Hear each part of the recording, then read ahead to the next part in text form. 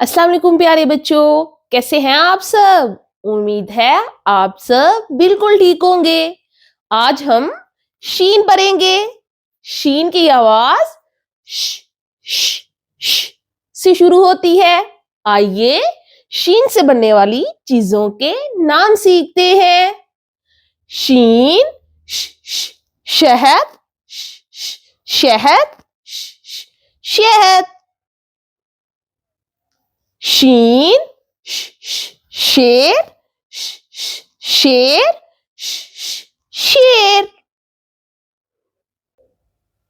शीन शुतुरमुर्ग, शुतुरमुर्ग, शुतुरमुर्ग।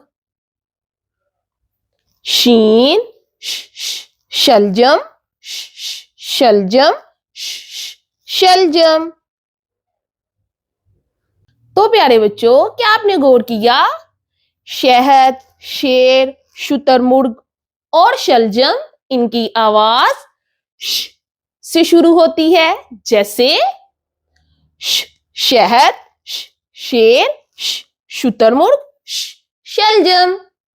तो प्यारे बच्चों, इस सबक को अपने दोस्तों के साथ मिलकर पढ़ें। अल्लाह हाफिज।